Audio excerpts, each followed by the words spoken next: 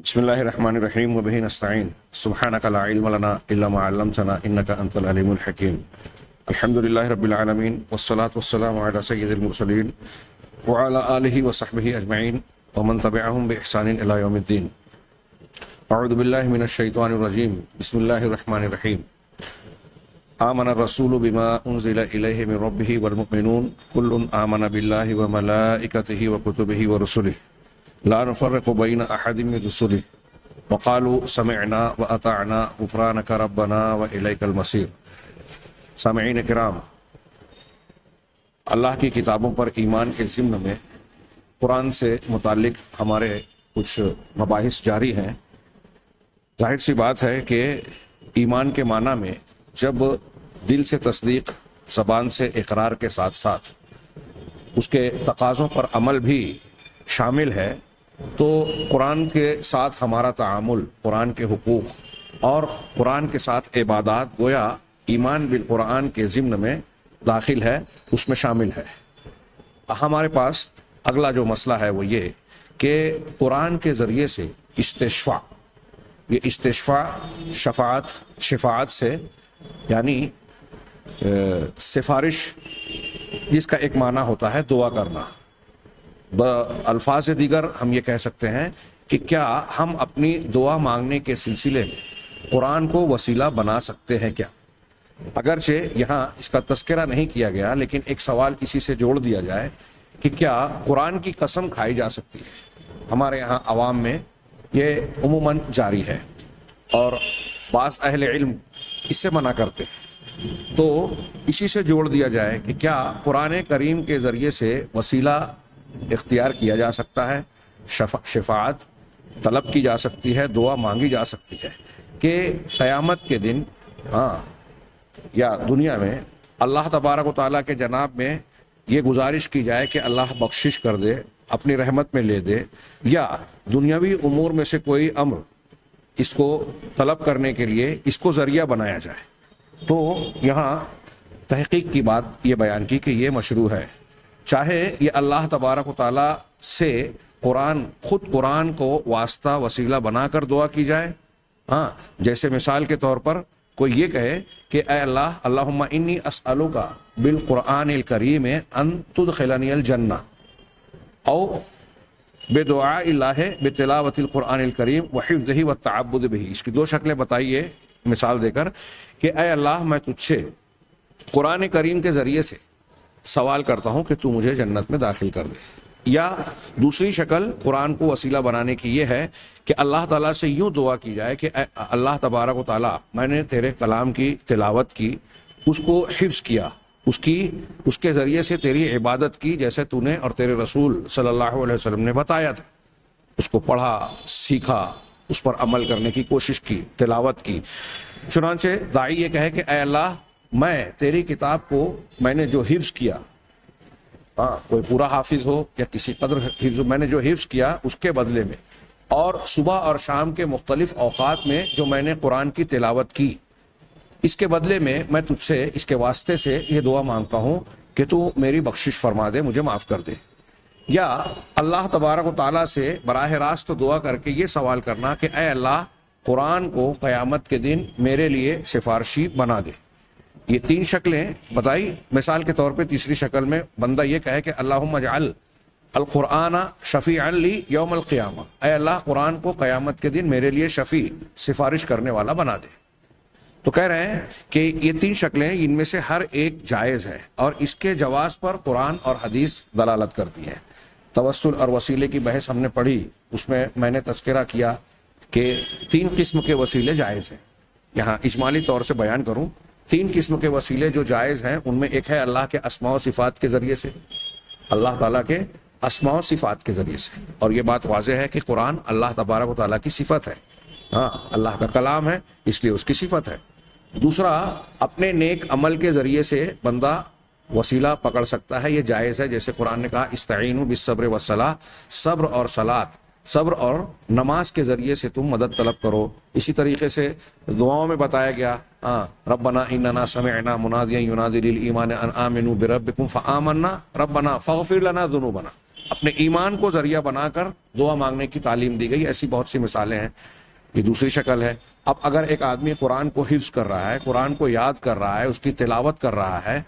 ہاں, تو اس کو سیکھ اور سکھا رہا ہے, تعلیم اور تعلم کا عمل انجام دے رہا ہے, تو ان ساری شکلوں میں گویا وہ قرآن مجید کے ذریعے سے اللہ تبارک و تعالیٰ کی عبادت کر رہا ہے. یہ اس کا عمل ہے. اب کوئی کہہ رہا ہے کہ اے اللہ, میں نے تیری تلاوت کے ذریعے سے تیری عبادت کی, لہٰذا تیرے کلام کی تلاوت کر کے عبادت کی, لہٰذا اس کے بدلے میں مجھ کو بخش دے. تو یہ نیک عمل کا وسیلہ ہوا جو جائز وسیلوں میں شامل ہے. تیسری وسیلے کی جائز شکل یہ ہے کہ وہ نیک بندے سے جو زندہ ہو درخواست کی جائے.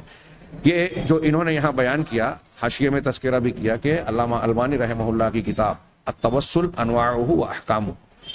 وسیلہ لگانا, اس کی مختلف قسمیں اور ان کے احکامات, یہ علامہ ناصر الدین البانی رحمہ اللہ کی کتاب ہے, اس میں ان چیزوں کی تفصیل دیکھی جا سکتی ہے.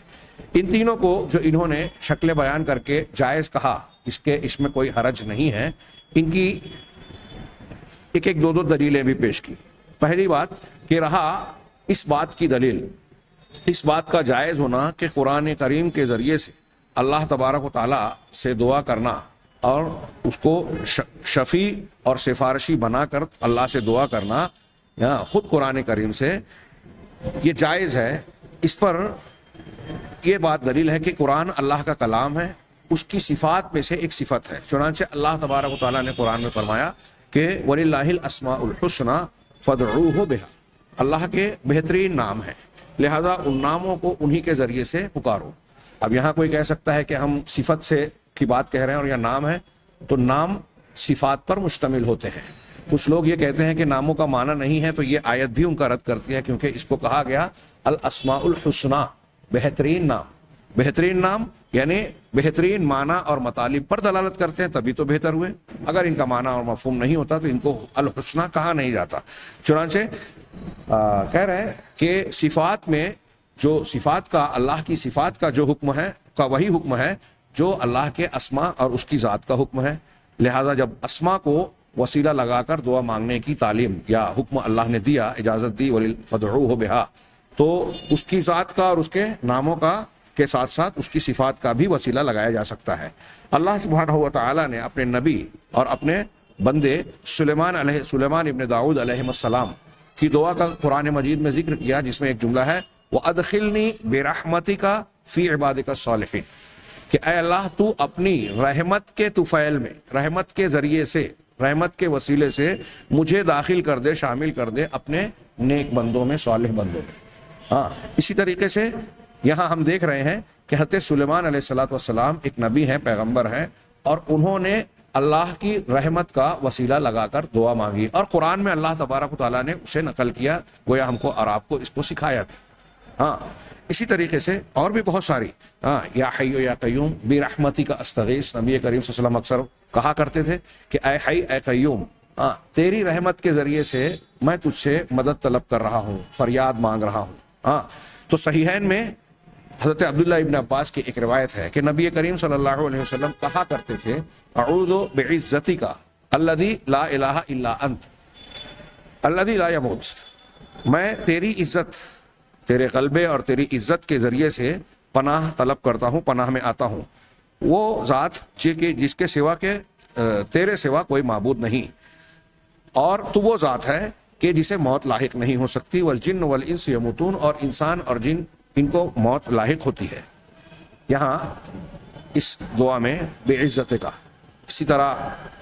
جو درد و الم کے دور کرنے کی دعا صحیح مسلم میں ہے کہ 3 مرتبہ بسم اللہ کہے بندہ, اور درد کے مقام پر ہاتھ رکھے 3 مرتبہ بسم اللہ کہ اعوذ بعزت اللہ وقدرتہ من شر ما اجید واحاذر. بعزت اللہ وقدرتہ, یہاں اس دعا میں وسیلہ لگایا کس چیز کا؟ اللہ کی عزت اور اللہ کی قدرت کا. عزت اور قدرت دونوں اللہ کی صفت ہے. اسی طرح دعائے استخارہ میں آپ دیکھیے اللہ کے علم, اللہ کی قدرت کا وسیلہ لگانے کی تعلیم اس میں بھی موجود ہے. ہاں, جیسا کہ کہا اللہم انی استخیرک بعلمک واستقدرک بقدرتک, کہ میں تیرے علم کے ذریعے سے تجھ سے خیر طلب کر رہا ہوں, خیر مانگ رہا ہوں. دعا استخارہ کا آغاز ہوتا ہے. اور تیری قدرت کے ذریعے سے میں طاقت چاہتا ہوں, قدرت چاہتا ہوں کہ تو مجھے قدرت دے اس کام پر. ہاں, اور اللہ کے نبی صلی اللہ علیہ وسلم نے اپنی بیٹی فاطمہ رضی اللہ تعالی عنہا کو سکھایا کہ وہ ہر صبح شام یہ دعائیں پڑھیں، یہ دعا کہیں، یا حیو یا قیوم برحمتک استغیث اصلح لی شانی کلہ ولا تکلنی الی نفسی طرفۃ عین ابدا، کہ اے حی، اے قیوم، اے زندہ کامل حیات والے، اے قیوم، اے وہ ذات جو بذات خود قائم ہے اور پوری کائنات کو قائم رکھے ہوئے ہے، سنبھالے ہوئے ہے، ہاں، تیری رحمت سے میں مدد طلب کرتا ہوں، اصلح لی شانی کلہ، میری تمام حالتوں کو درست کر دے، اصلاح کر دے، جتنے بھی معاملات ہیں، بڑی جامع دعا ہے، ہاں، ولا تکلنی الی نفسی طرفۃ عین ابدا، اور کبھی بھی مجھے خود میرے نفس کی طرف لمحہ بھر کے لیے، پلک جھپکنے کے مدت تک بھی خود مجھے میرے حوالے مت کر، میں اپنا معاملہ گویا تیرے حوالے کر، میرے حوالے نہ کر۔ ہاں، اس بات میں بہت ساری حدیثیں اور مثالیں پیش کی جا سکتی ہیں اس بات کے ثبوت میں کہ اللہ تبارک و تعالیٰ کی صفات کا وسیلہ لگایا جا سکتا ہے۔ اب کلام بھی اللہ تعالیٰ کی ایک صفت ہے اور قرآن اللہ کا کلام ہے، اس بنیاد پر یہ جواز کا پہلو نکلا کہ قرآن کے ذریعے سے دعا مانگی جا سکتی ہے۔ اب رہا دوسری شکل کہ بندہ یہ کہے کہ اے اللہ قرآن کو میرے لیے سفارشی بنا دے، تو یہ بات ظاہر ہے، ہاں، کیونکہ دعا کی فضیلت کے جتنے دلائل ہیں ان کا عموم اس پر دلالت کرتا ہے، ہاں، اور اس میں دعا کے سلسلے میں کوئی حد سے تجاوز کرنا یا شریعت کے حدود سے آگے بڑھنے والی کوئی بات اس میں موجود نہیں ہے، بلکہ یہ مشروع دعا ہے جس میں کوئی اشکال نہیں ہے، اس لیے کہ صحیح حدیث میں یہ ثابت ہے کہ قرآن قیامت کے دن اللہ تبارک و تعالیٰ کا کے یہاں بندے کے لیے سفارشی بن کر آئے گا، جیسا کہ صحیح مسلم کی حدیث میں ہے۔ چنانچہ اللہ تبارک و تعالیٰ سے اس بات کو طلب کرنے اور مانگنے میں کوئی حرج، کوئی مذائقہ اور کوئی شرعی رکاوٹ یا ممانعت نظر نہیں آتی کہ بندہ یہ کہے کہ اے اللہ قیامت کے دن مجھے میرے لیے قرآن کو سفارشی بنا دے، اور خود اللہ تبارک و تعالیٰ سے ہی یہ مانگا جا رہا ہے، اور اللہ کے رسول نے بتایا کہ قیامت کے دن قرآن سفارشی بن کے آئے گا، ہاں، روزے سفارشی بن کر آئیں گے، ہاں، اور اللہ تبارک و تعالیٰ نے، ہمارے رب نے اسے پکارنے پر ہمیں ابھارتے ہوئے کہا وقال ربکم ادعونی استجب لکم، تمہارے پروردگار نے یہ کہا ہے کہ تم مجھے پکارو، میں تمہاری دعا کو قبول کروں گا، ان الذین یستکبرون عن عبادتی سیدخلون جہنم داخرین، جو لوگ میری عبادت سے اکڑتے ہیں، ہاں، اللہ تعالیٰ سے دعا مانگنے سے اکڑتے ہیں، تو وہ عنقریب رسوا ہو کر جہنم میں داخل ہوں گے، رسوائی کی حالت میں۔ تو قرآن کو وہ ذریعہ بنا کر دعا مانگنا،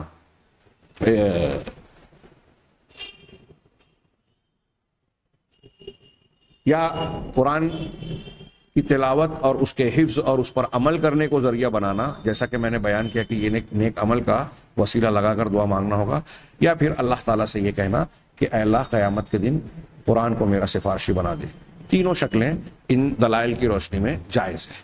تو یہ قرآن کا ایک استعمال ہوا۔ اب یہ استشفاء تھا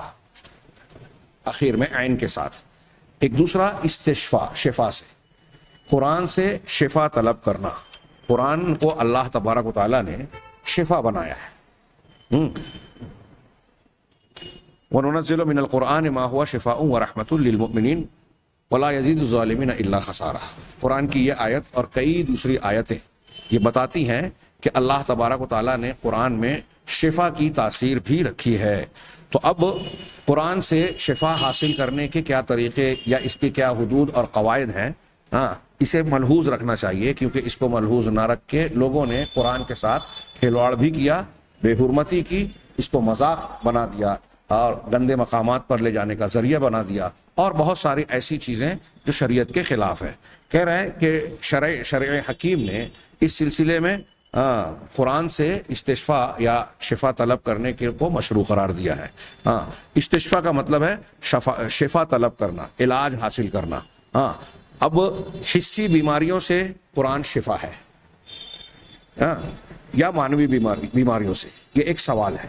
ہاں، قرآن کی دلیلیں اس بات پر بہت ساری موجود ہیں کہ قرآن شفا ہے، ہاں، جیسے اللہ تعالیٰ کا یہ فرمان یا ایھا الناس قد جاءتکم موعظۃ من ربکم وشفاء لما فی الصدور وہدی ورحمۃ للمؤمنین۔ سورہ یونس کی اس آیت میں قرآن کی 4 خصوصیتیں بیان کی گئی ہے، ہر خصوصیت جو یہاں ذکر کی گئی ہے یہ ایک عنوان ہے، ہاں اے لوگو تمہارے پاس تمہارے پروردگار کی جانب سے موعظت نصیحت آ چکی. تو یہ نصیحت ہے جو انسان کو اچھائی کی صورت میں خوشخبری سناتی ہے, ہاں برائی کی صورت میں ایسی باتیں بتاتی ہے کہ اگر انسان اسے جان جائے تو اس کا دل دہل جائے, لرس جائے. یہی وعظ و نصیحت کا فائدہ ہوتا ہے, دل کو جھنجھوڑ دینے والی باتیں. ہاں وشفاء لما فی الصدور, اور یہ سینوں کے اندر چھپے بیماروں امراض اور بیماریوں کے لیے شفا ہے. وہدی ورحمۃ للمؤمنین, تیسری چیز کہ یہ ہدایت ہے اور مومنوں کے لیے رحمت ہے. تو اس میں ہمارے لیے جو بحث کا اس وقت موضوع ہے وہ شفا ہے کہ سینوں میں چھپے معاملات بیماریوں کی, سینوں کی بیماریوں کی شفا کا علاج ہے. اسی طرح اللہ تبارک و تعالیٰ کا سورہ بنی اسرائیل میں ارشاد ہے, فرمان ہے وَنُنَزِّلُ مِنَ الْقُرْآنِ مَا هُوَ شِفَاءٌ لِلنَّاسِ مَا هُوَ شِفَاءٌ وَرَحْمَةٌ لِلْمُؤْمِنِينَ, کہ ہم قرآن جو نازل کرتے ہیں, یہاں من کا حرف جو ہے وہ تبعیض کا نہیں ہے, بعض کا معنی نہیں دیتا ہے, جیسا کہ علامہ ابن قیم اور دوسرے اہل علم نے صراحت کی کہ من یہاں جنس کے لیے ہے, بیان جنس کے لیے, کہ یہاں ہم قرآن جو نازل کرتے ہیں وہ شفا ہے. ما ہوا شفاء, جو نازل کر رہے ہیں وہ شفا ہے اور مومنوں کے لیے رحمت ہے. اور ظالموں کو ولا یزید الظالمین الا خسارا, ظالموں کو بس خسارے اور گھاٹے میں ہی بڑھاوا دیتا ہے یا اضافہ کرتا ہے, ان کے لیے خسارے اور نقصان میں اضافے کا ذریعہ بنتا ہے. اسی طرح اللہ تبارک و تعالیٰ کا ارشاد ہے قل هو للذین آمنوا ھدی وشفاء, آپ کہہ دیں کہ یہ قرآن ایمان والوں کے لیے ہدایت اور شفا ہے. والذین لا یؤمنون فی آذانہم وقر وہو علیہم عمی, اور جو لوگ ایمان نہیں رکھتے ان کے کانوں میں ٹاٹ ہے اور یہ ان کے لیے اندھاپن اور اندھیاری ہے. یعنی ظاہر سی بات ہے کہ قرآن کو سن کر اللہ کے کلام کی دلیلوں کو, روشنی کو جاننے کے باوجود جو آنکھیں بند کر لے ہوئے وہ اندھا ہے, اس نے اپنے آپ کو ہدایت سے محروم رکھا, چنانچہ کان سے سننے کے باوجود اس کا دل سننے کو تیار نہیں ہے, تو ان کے کانوں میں گویا ڈاٹ ہے جس نے ان کے کانوں کو بند کر رکھا ہے اور حقیقت کو سننے سے روک دیا ہے. اس معنی میں بہت ساری آیتیں موجود ہیں. سنت مطہرہ میں بھی کچھ دلیلیں موجود ہیں بہت ساری. یعنی یہاں بیان یہ کرنا چاہتے ہیں کہ یہ تو بالکل صاف واضح اور متفق علیہ بات ہے کہ قرآن روحانی اور معنوی امراض کا سینے کے اندر, ہاں انسان کے دل میں, جیسا کہ حدیث سے بھی ثابت ہے, مرکزی حیثیت دل کو حاصل ہے. تو دل کی جو بیماریاں ہیں, سینے کی جو بیماریاں ہیں, ان تمام کا علاج ہے. سینے کی بیماریاں, معنوی بیماریاں یا روحانی بیماریاں کیا ہیں؟ شرک ہے, کفر ہے, نفاق ہے, شک و شبہ ہے, ہاں جن سے عقائد کی خرابیاں پیدا ہوتی ہے. کچھ شہوات کی بیماریاں ہیں. دل کی بیماریاں دو قسم کی ہیں, ایک شبہات کی, ایک شہوات کی. شبہات کی بیماریوں سے عقائد بگڑتے ہیں, شہوات کی بیماریوں سے اعمال اخلاق میں خرابی پیدا ہوتی ہے. ہاں جیسے حرص و لالچ ہے, ہاں بخل ہے, اور اس قسم کے جو شہوانی امراض ہیں ان کی وجہ سے اخلاقیات میں خرابی پیدا ہوتی ہے. تو دل میں یہ دونوں بیماریاں, اللہ تبارک و تعالیٰ نے قرآن کو کہا کہ یہ دل کی یا سینے کی تمام بیماریوں کا علاج ہے. تو ان ساری خرابیوں کو جو معنوی ہیں, شرک, کفر, نفاق, شک شبہ, ہاں اور اسی طرح بغض و عناد, کینہ کپٹ, دل کے اندر رہنے والا لالچ, حرص, ہاں تکبر, انانیت, ان تمام بیماریوں کا علاج ہے. یہ تو متفق علیہ بات ہے. کیا حسی امراض کا محسوس طریقے پہ, جن کی آج میڈیکل سائنس تحقیقات کر کے دوائیں بناتا ہے, کیا ان بیماریوں کے لیے بھی قرآن علاج ہے؟ دلائل بتاتے ہیں کہ اگر کوئی شخص ایمان و یقین کے ساتھ ہاں حسی امراض میں بھی قرآن کے ذریعے سے علاج کرنا چاہے تو اسے شفا حاصل ہو سکتی ہے, فائدہ ضرور مل سکتا ہے. چنانچہ سنت مطہرہ میں حضرت ابو سعید خدری رضی اللہ تعالیٰ عنہ کی روایت ہے, وہ کہتے ہیں کہ نبی صلی اللہ علیہ وسلم کے صحابہ میں سے کچھ لوگ عرب کے قبیلوں میں سے ایک قبیلے کے پاس آئے, سفر کے دوران تھے, وہاں آئے. اس زمانے کا ایک رواج تھا, آج بھی اگر بعض دیہی علاقوں میں آپ جائیں تو وہاں ہوٹل, سرائے, مسافر خانے وغیرہ نہیں ہوتے. اگر کوئی مسافر آتا ہے تو اس کے رہائش کا, کھانے پینے کا نظم عام طور سے وہاں کے رہنے والے لوگوں پر ہی منحصر ہوتا ہے. چنانچہ لوگ مسافرین کے لیے ضیافت کا اہتمام کیا کرتے تھے. چنانچہ یہ لوگ پہنچے, اسی درمیان جب وہ لوگ وہاں موجود تھے, ہاں تو ان کے یہ اس قبیلے کے, یہاں انہوں نے اختصار کے ساتھ یہ روایت نقل کی, صحیح بخاری وغیرہ میں تفصیل سے ہے کہ انہوں نے مہمانی چاہی تو ان لوگوں نے مہمانی سے انکار کیا اور کہا کہ ہمارے علاقے اور زمین سے آپ لوگ نکل جائیں. چنانچہ اسی دوران جب کہ وہ وہاں موجود تھے اور باہر نکلنا چاہ رہے تھے کہ ان کے سردار کو، قبیلے کے سردار کو کسی چیز نے ڈس لیا۔ تو ان میں سے ایک شخص پہنچا اور اس نے کہا کہ حل معکم من دواء اوراق، کیا تمہارے پاس کوئی دوا یا کوئی دم کرنے والا، منتر پڑھنے والا، علاج کرنے والا ہے؟ ہاں، روایتوں میں ہے کہ ان میں سے اس شخص نے یہ بھی کہا کہ ہم نے کئی جو تدبیر تھی ہمارے پاس، دوا علاج کے جو طریقے تھے ہم نے آزما لیے، کوئی فائدہ نہیں ہوا، کیا تم میں سے کوئی ایسا شخص ہے جو اس کا علاج کر سکتا ہے؟ تو صحابہ نے کہا، صحابہ میں سے کہا کہ ہم نے تم سے ضیافت کا قبول کرنے کا مطالبہ کیا تو تم نے میزبان بننے سے انکار کر دیا، ہمارا نظم نہیں کیا۔ اب ہم یہ کام کر تو سکتے ہیں لیکن اس صورت میں کریں گے جب تم اس کے بدلے میں ہمیں اجرت دو، اس کا معاوضہ دو۔ چنانچہ انہوں نے بکریوں کے ایک ریوڑ پر معاملہ طے کیا کہ تم ٹھیک ہے ہمارے سردار کا علاج کر دو، وہ جب ٹھیک ہو جائیں گے تو ہم آپ کو بکریوں کا ایک ریوڑ دے دیں گے، اتنی بکریوں کا۔ چنانچہ صحابہ میں سے ایک صحابی نے ان پر ام القرآن یعنی سورۃ الفاتحہ کو پڑھنے لگا۔ سورۃ الفاتحہ کے ناموں میں سے ہم نے اس کی فضیلت میں پڑھا تھا کہ ایک نام شفا بھی ہے۔ سورہ فاتحہ کی تلاوت کرنے لگا اور ایسا کرتے ہوئے اس نے اپنے منہ میں اپنا لعاب جمع کیا اور پھر اس کو پھونکنے لگا۔ یدفلو کا صحیح ترجمہ ہوگا تھک تھکانے لگا، اس طرح پھونک مارنا کہ تھوک کے قطرات یا ذرات اس میں نکلے۔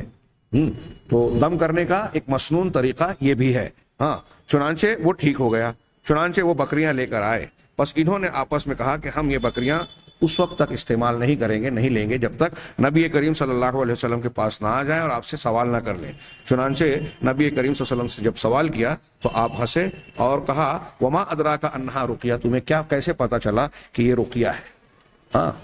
کیسے پتا چلا کہ یہ رقیہ ہے؟ یہ اللہ کے رسول صلی اللہ علیہ وسلم کی خوشی تھی اور صحابہ کرام کے گویا ایک علمی فقاہت پر آپ نے خوشی کا اظہار کیا کہ قرآن کے ذریعے سے علاج کرنے کا، اور سورہ فاتحہ کی اس تاثیر کا گویا انہیں احساس تھا، علم تھا۔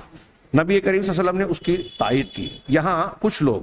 اہل تصوف یا پھونک جھاڑ کو پیشہ بنانے والے کچھ لوگ جو ہیں یا بدعقیدہ لوگ ہیں، وہ یہ معنی نکالنے کی کوشش کرتے ہیں کہ دیکھیے اللہ کے رسول صلی اللہ علیہ وسلم نے ان سے جو سوال کیا کہ تمہیں کیسے پتا یا کس نے بتایا، یہ ترجمہ کرتے ہیں کہ یہ رقیہ ہے، تو اس سے یہ معنی کشید کرتے ہیں۔ ایک صاحب نے خود مجھ سے یہ بات بیان کی کہ اس سے استدلال کرتے ہوئے کہ دیکھیے اس جملے سے پتہ چلتا ہے کہ اللہ کے نبی صلی اللہ علیہ وسلم ان چیزوں کو کچھ مخصوص صحابہ کو بتاتے تھے اور وہ خفیہ معاملہ تھا، عام لوگوں کو بتایا نہیں جاتا تھا، چورے چھپے آپ بتاتے تھے کہ تمہیں کس نے بتا دیا، میں نے تو تمہیں نہیں بتایا تھا۔ گویا آپ تعجب کر رہے ہیں، اور گویا کچھ لوگوں کو بتایا تھا اور اس صحابی کو پتہ چل گیا۔ معاملہ ایسا نہیں ہے، یہ اچھی طرح دماغ میں رکھا جائے کہ نبی کریم صلی اللہ علیہ وسلم ساری چیزیں سارے صحابہ کو بتاتے تھے۔ کچھ چیزوں میں اگر کہیں کچھ لوگوں کو بتا کر عام لوگوں کو بتانے سے منع کیا تو اس کی حکمت اور مصلحت کا بھی ذکر کر دیا۔ جیسے جب آپ نے یہ کہا حضرت معاذ بن جبل سے کہ جو شخص لا الہ الا اللہ کہے گا، یہ توحید پر قائم رہے گا، شرک نہیں کرے گا، تو اللہ پر بندوں کا یہ حق ہوگا کہ وہ انہیں جہنم میں نہ ڈالے، عذاب نہ دے۔ تو کہا لوگوں کو کیا میں نہ بتا دوں؟ آپ نے کہا نہیں، ورنہ لوگ اس پر بھروسہ کر لیں گے۔ عمومی طور سے بتانے سے منع کیا، اور ایسا کہنے میں بھی حقیقت میں دیکھیں تو حضرت معاذ کو بتایا جا رہا ہے، اور بھی کئی صحابہ کو، حضرت ابو ہریرہ کی روایت ہے ان کو بھی بتایا، حضرت عمر فاروق رضی اللہ تعالیٰ عنہ کو بھی بتایا، لیکن عمومی طور سے اس کو بیان کرنے سے اس لیے رکے کہ لوگ اس پر بھروسہ نہ کر لیں۔ یہ بات بھی واضح کر دی، یعنی بتانے کے بعد یہ اشارہ کرنا مقصود ہے کہ اس پر بھروسہ نہ کیا جائے، اور خاص لوگوں کو کچھ ایسی باتیں بتائی جا سکتی ہے جو عام لوگ جس کو جاننے کی وجہ سے غلط فہمی کا شکار ہو سکتے ہیں، لیکن شریعت کے علم کو بالکل لیا چھپایا نہیں جا سکتا، یا اس کے بارے میں یہ نہیں کہا جا سکتا کہ اس میں کچھ ایسا ہے کہ کچھ لوگوں کے لیے اسپیشل ہے، کچھ لوگوں کے لیے نہیں ہے، جیسا کہ باور کیا جاتا ہے۔ یہیں سے وہ اہل تصوف کی وہ بات شروع ہوتی ہے جو حضرت خضر اور موسیٰ کے واقعے کو بنیاد بنا کر وہ کہتے ہیں کہ اللہ تبارک تعالیٰ کے نے حضرت خضر کی زبانی کہا ہے کہ اللہ تعالیٰ نے اپنے پاس سے مجھے علم دیا، تو وہاں لدنا کا لفظ ہے، تو اس سے کہتے ہیں کہ یہ علم لدنی ہے، تو علم لدنی کی ایک قسم بتا دی اور اس کی بنیاد پر پوری عمارت کھڑی کر دی کہ صوفیہ کے مشائخ جو ہیں وہ آنکھیں بند کر کے کشف اور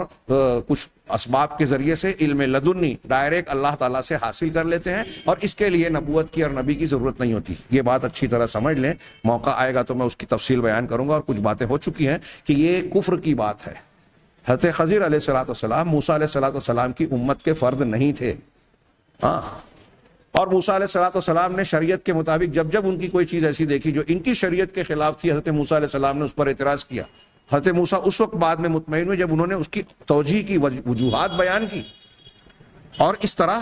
کئی توجیہ لکھنے کے بعد علماء نے، اہل سنت والجماعت کے کبار علماء نے یہ بیان کیا ہے کہ اگر کوئی شخص یہ کہتا ہے کہ کسی علم کی بنیاد پر آدمی یا بندہ نبی کی شریعت اور علم سے بے نیاز ہو سکتا ہے یا اس کی حدود اور شریعت سے باہر جا سکتا ہے، جیسا کہ ہمارے یہاں صوفیہ کا کہنا ہے، اور کچھ لوگ تصوف اختیار کر کے کہتے ہیں کہ بھائی وہ جب اس مقام کو پہنچ گئے تو ان پر نماز فرض نہیں رہ گئی، ان پر یہ شریعت کے احکامات عائد نہیں ہوتے، وہ کپڑے اتار کے ننگ دھڑنگ چل پھر سکتے ہیں، اور ان کی یہ مقام ہے اور ان کا ایسی حیثیت ہے، وہ یہاں بیٹھے بیٹھے کعبہ میں نماز پڑھتے ہیں۔ سارے کے ساری باتیں کفر اور بکواس کی ہیں، شریعت اسلامیہ کی مخالفت ہیں، قرآن و حدیث میں اور سچائی حقائق میں اس کی کوئی گنجائش نہیں۔ جو لوگ ایسا سمجھتے ہیں، مانتے ہیں، وہ اپنے عقیدے کو، اپنے عمل کو، شریعت کو درست کر لیں۔ ہاں، یہاں یہ معنی ہرگز نہیں ہے کہ اللہ تعالیٰ، اللہ کے رسول کچھ لوگوں کو اسپیشل کچھ چیزیں بتاتے تھے اور دوسروں سے اس کو چھپاتے تھے، اور یہ کچھ ایسے معاملات تھے جو خفیہ قسم کے تھے، اور اس علم کے، یا جیسے کہ حضرت خضر کا علم ہے، اس کو علم لدنی کی شکل میں اختیار جب کیا جائے تو شریعت کی مخالفت کی جا سکتی ہے۔ اگر کوئی شخص، ہاں، نواقض اسلام میں ہم انشاءاللہ جانیں گے، اسلام کو توڑ دینے والی چیزوں میں، کہ اگر کوئی شخص نبی کریم صلی اللہ علیہ وسلم کی سیرت اور آپ کی شریعت سے بڑھ کر کسی بھی حکم میں کسی دوسری شریعت اور شریعت کو اختیار کرتا ہے اور اس کو بہتر سمجھتا ہے، تو وہ اسلام سے خارج ہو جانے والا کافر ہو جائے گا۔ اس میں علماء کا اختلاف نہیں ہے، ہاں، یہ کوئی معمولی بات نہیں ہے، یہ انکار کی شکل ہے۔ نبی کریم صلی اللہ علیہ وسلم، جو اللہ کے رسول صلی اللہ علیہ وسلم نے فرمایا من تشبہ بقوم فہو منہم، اس پر بہت ساری دلیلیں پیش کی جا سکتی ہیں، لیکن وہ ایک دوسری بحث ہے۔ میں نے ضمناً اس کی طرف صرف اشارہ کیا کہ لوگ اس کو درست کر لیں، تحقیق کر لیں۔ ایسا معاملہ نہیں ہے کہ طریقت اور سلوک کا راستہ الگ ہے اور شریعت کا راستہ الگ ہے، جیسے کہ اہل تصوف نے بانٹ کر ایک راستہ بنا دیا شریعت کے متوازی اور پیرالل، کہ ایک آدمی اپنے آپ کو مسلمان اور پہنچا ہوا بھی بیان کرے اور قرآن حدیث کی قید اور پابندی سے بھی آزاد ہو جائے۔ جو سمجھ میں آئے کرے کہ ہمارے مشائخ کا یہ طریقہ ہے اور یہ ہم کشف اور کرامات کے ذریعے سے جان جاتے ہیں، ہمیں شریعت کے احکام پر عمل کرنے کی ضرورت نہیں ہے، ہمارے اوپر سے اس کی تکلیف یعنی مکلف ہونے کا معاملہ ختم ہو گیا۔ نبی کریم صلی اللہ علیہ وسلم اور صحابہ کرام سے بڑھ کر دنیا میں نہ کوئی ہوا ہے نہ ہوگا۔ انبیاء میں، انبیاء کے بعد صحابہ کرام، اور انبیاء میں سب سے اعلیٰ درجہ جناب محمد رسول اللہ صلی اللہ علیہ وسلم۔ آپ آخر وقت میں ہوش میں آ رہے ہیں، وفات سے 3-4 دن پہلے، 1 دن پہلے، جب بھی ہوش میں آ رہے ہیں تو کہہ رہے ہیں الصلاۃ الصلاۃ۔ جب تک چل سکتے ہیں 2 لوگوں کا سہارا لے کے مسجد میں جا رہے ہیں نماز پڑھنے۔ آپ پر نماز ساقط نہیں ہوئی، آج کا ایک ڈھونگی شخص، الٹے سیدھے دعوے کرنے والا، شریعت کے علوم سے ناواقف، ہاں، کسی سلسلے سے جڑتا ہے، کچھ الٹے سیدھے خواب بیان کرتا ہے، اسے ہو سکتا ہے وہ دیکھتا بھی ہو، شیطان دکھاتا بھی ہو، ہاں، اور پھر دعویٰ کرتا ہے کہ میں اس مقام کو پہنچ گیا اور مجھ پر سے نماز کی فرضیت ساقط ہو گئی۔ کیا وہ نبی کریم صلی اللہ علیہ وسلم سے زیادہ اونچا ہو گیا؟ ایسے میرے خود کے ذاتی طور سے کئی لوگوں سے سابقے پڑے کہ جب ان سے یہ سوال کیا جائے کہ نبی پر تو نماز ساقط نہیں ہوئی، کیا ان پر ساقط ہو گئی، تو وہ کہتے ہیں کہ نبی کا معاملہ الگ ہے، ان کا معاملہ الگ ہے۔ برملا یہ سبق پڑھایا جاتا ہے کہ نبی گویا شریعت کے پابند ہیں، اللہ تعالیٰ نے جو قرآن اور حدیث کی شکل میں دیا، لیکن یہ جو علم لدنی والا سلسلہ ہے یہ اس سے ہٹ کر ہے، الگ ہے۔ ایسے لوگوں کے لیے شریعت کی اور نبی کی شریعت کی پابندی ضروری نہیں ہے۔ میں پھر سے دوہرا رہا ہوں کہ جو ایسا عقیدہ رکھے گا کہ کسی بھی بنیاد پر نبی کے احکام اور لائے ہوئی شریعت کے دائرے سے وہ باہر چلا جائے، تو وہ محقق علماء کرام اہل سنت والجماعت کے عقیدے اور فکر کے مطابق دلائل کی روشنی میں وہ اسلام سے خارج ہو جائے گا۔ بہرحال انہوں نے سوال کیا کہ تم کو اللہ کے نبی صلی اللہ علیہ وسلم نے پوچھا کہ تمہیں کیسے پتا کہ یہ رقیہ ہے؟ خذوہا، وہ بکریاں لے لو، وَاضْرِبُوا لِي بِسَہْمٍ، اور اس میں میرا بھی حصہ لگاؤ۔ ہاں، ابھی ہم اس پر آگے گفتگو کریں گے، پھونک جھاڑ کے سلسلے میں تھوڑا سا ذکر کریں گے کہ اس پر معاوضہ لیا جا سکتا ہے یا نہیں۔ اسی طرح حضرت عائشہ صدیقہ رضی اللہ تعالی عنہا سے روایت ہے کہ نبی صلی اللہ علیہ وسلم بیماری کی حالت میں اپنے آپ پر دم کیا کرتے تھے، نفث، یہی پھونکنا، پھونک مارنا، بالریق، لعاب کے ساتھ آپ دم کیا کرتے تھے، الذی مات فیہ، اس بیماری میں جس میں آپ کی وفات ہوئی، موت ہوئی. ہاں تو کانا ینفس علی نفسہ فی المرض الذی مات فیہ بالمعوذات، معوذات کے ساتھ، قل اللہ احد، قل اعوذ برب الفلق، قل اعوذ برب الناس. ہاں ان کے ساتھ آپ جو ہے دعا کیا کرتے تھے اور اپنے آپ پر پھونکا کرتے تھے. فلما ثقل، لیکن جب آپ کی طبیعت بوجھل ہو گئی، کنت انفس علیہ بہن، تو میں ان معوذات کے ذریعے سے اللہ کے نبی صلی اللہ علیہ وسلم پر دم کیا کرتی تھی. وامسح بیدہ نفسہ لبرکتہا، اور میں آپ کے ہاتھ پر جو ہے وہ آپ کے ہاتھ کے ذریعے سے خود اللہ کے نبی صلی اللہ علیہ وسلم کے بدن پر پھیرتی، دم کر کے میں ہاتھ کو آپ ہی کے ہاتھ پر دم کر کے آپ کے ہاتھ کو بدن پر پھیرتی، اس وجہ سے کہ آپ کے ہاتھ کی جو برکت تھی اس کا فائدہ حاصل ہو، یعنی آپ کی برکت کی وجہ سے. یہ بخاری کی حدیث میں ہے. چنانچہ اللہ تبارک و تعالیٰ نے قرآن کو مومنوں کے لیے شفا قرار دیا، جس میں وہ اپنے دلوں کی بیماریوں اور ساتھ ساتھ اپنے جسم اور بدن کی بیماریوں میں شفا حاصل کریں. تو کوئی بھی حسی یا معنوی بیماری نہیں ہے مگر قرآن اس میں اس سے بچنے کا، اس سے بچاؤ حاصل کرنے کا یا بیماری ہو جانے کی شکل میں اس کے علاج اور اس سے چھٹکارا پانے کا ایک ذریعہ اللہ تبارک و تعالیٰ نے قرار دیا. اب ظاہر سی بات ہے کہ جب اللہ تبارک و تعالیٰ نے قل اعوذ برب الفلق من شر ما خلق ومن شر غاسق اذا وقب یہ سکھایا کہ میں فلق، صبح یا پھاڑ دینے والے رب کی پناہ چاہتا ہوں، اس کی پناہ میں آتا ہوں. من شر ما خلق، جتنی چیزیں پیدا کی ان تمام چیزوں کے شر سے. ابھی ہم آگے کی بات نہیں کرتے، صرف اس ایک ٹکڑے پر غور کیجیے کہ جتنی چیزوں کو پیدا کیا ان تمام چیزوں کے شر سے. اب پیدا کی ہوئی چیزوں میں جتنے بیماری کے جراثیم ہیں، وائرس ہیں، بیکٹیریاز ہیں، اسباب ہیں، سب کے سب آ گئے. جن کو پیدا کیا اس میں درندے بھی آ گئے، پرندے بھی آ گئے، اور وہ چیزیں، وہ کھانے، غذائیں، پودے جن کے اندر کچھ زہریلے اثرات ہیں، جن کے کھانے سے آدمی بیمار پڑ جاتا ہے، اس کے جسمانی طور پر یا روحانی طور پر اس کو نقصان لاحق ہو سکتا ہے، وہ سب اللہ کی مخلوق ہے. اب جب بندے نے یہ دعا مانگی من شر ما خلق، ان تمام چیزوں کے شر سے میں تیری پناہ چاہتا ہوں، تیری پناہ میں آتا ہوں، جس کو اللہ نے پیدا کیا. تو اس میں اب ایک کورونا وائرس بھی آ گیا، HIV بھی آ گیا، آتشک اور کیا ہے ملیریا کے جراثیم اور بیماریاں، بیکٹیریاز بھی آ گئے. دنیا کے جتنی بیماریاں ہیں، ان کے جتنے اسباب ہیں، ان کو سب اللہ نے پیدا کیا. تو من شر ما خلق میں یہ بیماریاں بھی آ گئی. اب بندہ اب صبح اور شام اگر یہ دعائیں پڑھ رہا ہے تو قرآن کی برکت سے امید کی جا سکتی ہے کہ وہ ان بیماریوں سے، وباؤں سے، مشقتوں سے محفوظ ہو جائے. اس باب میں آپ اس کی تفسیر جب پڑھیں گے تو آپ کو اور زیادہ واضح طور سے سمجھ میں آ جائے گا. وَإِذَا كَانَتْ، اور جب دوا، علاج، طبی طور پر، میڈیکل طور پر جب آپ اور ہم کوئی دوا، انجیکشن، ٹیبلٹس وغیرہ لیتے ہیں، جب اللہ تبارک و تعالیٰ نے اس میں شفا رکھی ہے،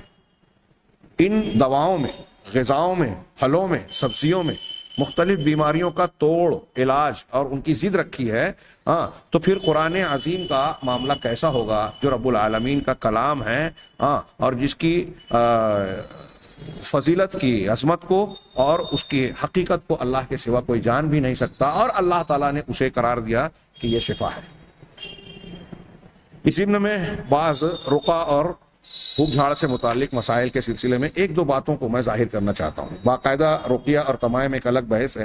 ہم ایمان بالقرآن کے تحت صرف یہ جاننا چاہتے ہیں کہ قرآن کو کس طریقے سے ہم برت سکتے ہیں یا اس کے کیا کیا استعمال بتائے گئے ہیں. کچھ لوگوں نے نظم لکھی، ماہر القادری صاحب کے طاقوں میں سجایا جاتا ہوں، سینوں سے لگایا جاتا ہوں، جز کیا سب وہ پوری نظم لکھی ہے، واقعی بڑی شاندار ہے. قرآن کے ایسے کئی استعمال آج لوگ کرتے ہیں جس کا استعمال یا طریقہ قرآن و حدیث سے ثابت نہیں ہے. وہ طریقہ جسے لوگ اختیار کیے ہوئے ہیں، لیکن قرآن و حدیث کا وہ طریقہ یا اس کا وہ استعمال جو خود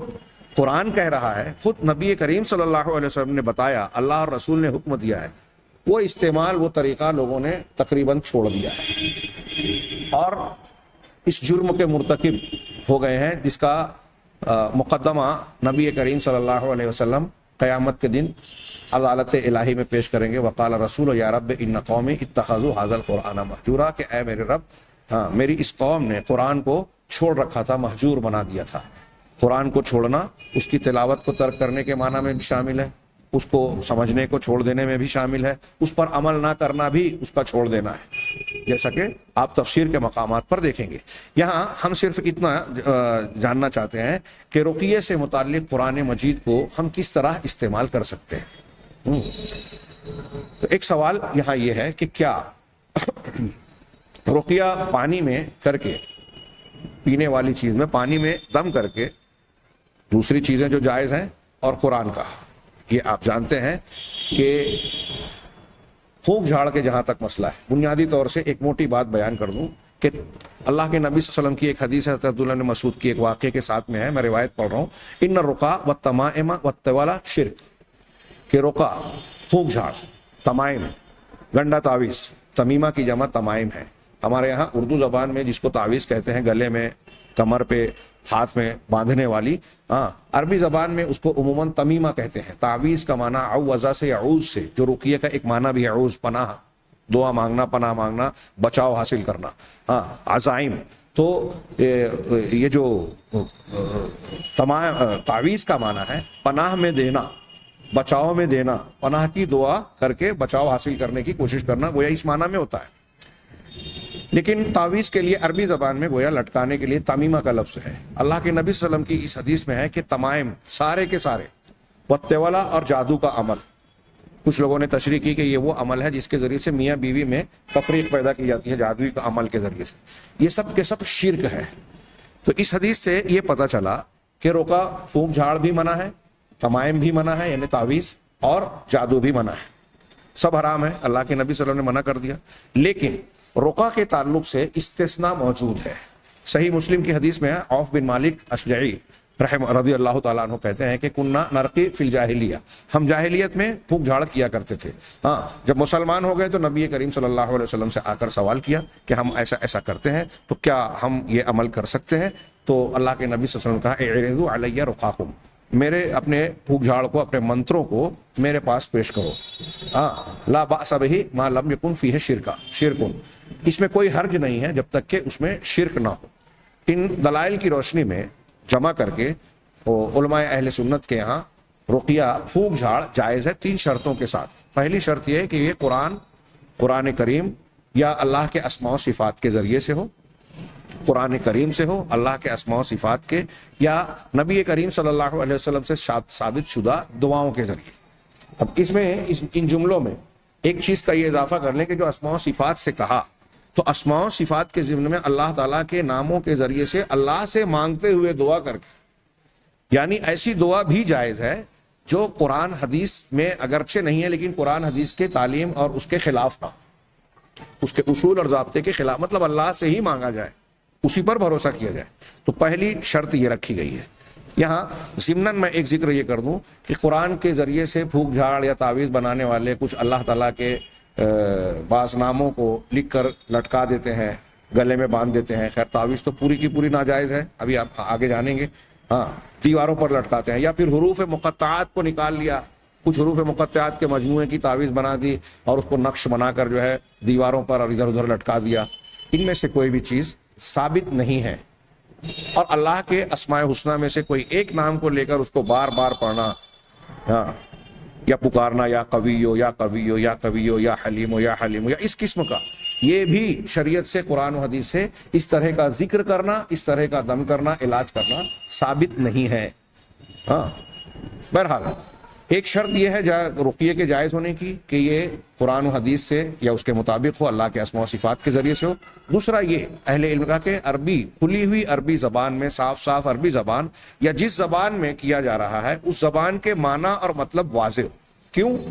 عربی ہو یا غیر عربی, یہ بات سمجھ میں آتی ہو کہ کیا کہا جا رہا ہے. کہیں اس میں جادو ٹونا, ہاں کفر کی بات, اللہ کے علاوہ کسی اور سے مدد طلب کرنے کی بات نہ ہو. میں نے کئی تعویذیں کاٹ کر دیکھی تو اس میں نعوذ باللہ شیاطین کو پکارا گیا. ایسی بھی دعائیں لوگ بناتے ہیں جس میں غیر اللہ سے مدد طلب کی جاتی ہے. تو اگر ایسا کوئی کرتا ہے تو وہ شرک اکبر ہوگا, وہ حرام اور ناجائز تعویذ ہوگی. ہاں تیسری شرط یہ ہے، یہ دوسری شرط ہوئی کہ ایسی زبان میں ہو جو سمجھ میں آئے. تیسری شرط یہ ہے کہ بندہ رقیہ کرنے اور کروانے والا یہ عقیدہ نہ رکھے کہ یہ بذات خود شفا دینے والی ہے، بلکہ یہ مانے کہ یہ علاج کے طریقوں میں سے ایک طریقہ اللہ اور رسول کا بتایا ہوا ہے، ہم اسے اختیار کر رہے ہیں، اس کے باوجود شفا اللہ کے ہاتھ میں ہے. تو اللہ تبارک و تعالیٰ پر توکل کرے، بھروسہ کرے. یہیں ضمناً ایک بحث یہ بھی آتی ہے، میں آج کے درس کو یہیں چھوڑ کے اگلے درس میں باقی گفتگو کروں گا کہ کیا رقیہ کرنا اللہ تبارک و تعالیٰ پر توکل اور بھروسے کے خلاف ہے.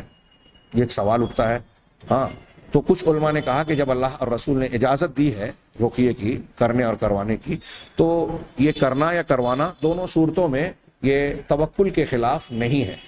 لیکن بعض علماء نے فرق کیا ہے اور کہا ہے کہ اس میں توکل کے درجات ہوں گے. اگرچہ کرنا اور کروانا جائز ضرور ہے، لیکن کرنا یہ تو ٹھیک ہے، ایک آدمی کسی کو دم کر رہا ہے تو وہ خود دعا پڑھ رہا ہے، کر رہا ہے، اللہ سے مانگ رہا ہے، اور ایک آدمی کروا رہا ہے، دونوں میں فرق ہے. کروانے والا کسی اور پر گویا اعتماد کر کے اس کے ذریعے سے دعا منگوا رہا ہے، تو اس میں ایک درجے کی کمی ہے، اہل علم نے کہا. اسی لیے اس حدیث میں جہاں کہا گیا ہے کہ 70,000 لوگ بغیر حساب و عقاب کے جنت میں جائیں گے، ان سے حساب و کتاب نہیں ہوگا، تو ان کی 4 صفات جو بیان کی گئی کہ یہ وہ لوگ ہوں گے لا یسترقون، جو رقیہ نہیں کرواتے. یرقون کا لفظ بھی ہے، لیکن محدثین محققین نے کہا کہ یہاں لا یسترقون کا لفظ محفوظ ہے، اور اسی کے بنیاد پر یہ تفریق کر رہے ہیں کچھ علماء کرام. تو کہا کہ جو لوگ رقیہ نہیں کرواتے، کرتے نہیں کرواتے، ولا کیا ہے، اور نہ شگون لیتے ہیں، نہ داغتے ہیں، زخم کو داغنا، اور اپنے پروردگار پر توکل کرتے ہیں، کامل بھروسہ کرتے ہیں. تو گویا ان میں سے جو چیزیں جائز ہیں وہ اگرچہ جائز ہیں، لیکن یہ کامل توکل کے اندر کچھ کمی پیدا کر دیتے ہیں. تو لا یسترقون توکل اعلیٰ کی گویا یا استرقاء گویا توکل کے اندر کمی پیدا کرنے والا ہے، جیسا کہ اس حدیث سے ثابت ہو رہا ہے. اسی لیے بعض علماء نے یہ بات بیان کی، اور یہ مضبوط بات لگتی ہے، راجح بات نظر آتی ہے کہ کسی اور سے رقیہ کرانا ایک طریقے سے اس میں ایک کمزوری، اگرچہ یہ جائز ہے لیکن اعلیٰ ترین توکل کے خلاف ہے. اس پر کچھ لوگ کہتے ہیں کہ دیکھیے نبی کریم صلی اللہ علیہ وسلم کو حضرت جبرائیل نے تو رقیہ کیا، نبی کریم صلی اللہ علیہ وسلم نے ان سے مطالبہ نہیں کیا تھا کہ آپ آ کے مجھے دم کیجئے. اسی طرح اگر آپ اور ہم بیمار ہو کے ہاسپٹل میں ایڈمٹ ہو گئے یا گھر پر بستر مرض پر پڑے ہوئے ہیں، اور کوئی عیادت کرنے والا عیادت کرنے آتا ہے اور خود سے ہم کو دعا کر کے دم وغیرہ کرتا ہے، تو ہم اس سے استرقاء نہیں کر رہے ہیں، بلکہ وہ حق المریض کے اعتبار سے آ کر خود سے دم کر رہا ہے. تو یہ دونوں میں فرق ہوا. اگلے درس میں ہم انشاءاللہ یہ قرآن کے ذریعے سے رقیہ، اور اس میں ایک بحث یہ کہ پانی پر دم کیا جا سکتا ہے یا نہیں، اس پانی کو پینا یا اس سے غسل کرنا. اور پھر کچھ لوگوں کا ایک عمل یہ ہے کہ بعض جگہوں پر قرآن کی آیتوں کو لکھنے کے بعد پانی سے دھو کر اس کو پیتے پلاتے یا اس سے بیماری کا علاج کرتے ہیں، آدمی کے اوپر ڈالتے ہیں. ہاں، یہ شکل اور اس سے متعلق کچھ باتیں انشاءاللہ آئندہ درس میں ہم جانیں گے. اللہ تبارک و تعالیٰ سے دعا ہے کہ وہ ہمیں صحیح علم اور صحیح عمل کی توفیق عطا فرمائے. وآخر دعوانا ان الحمدللہ رب العالمین.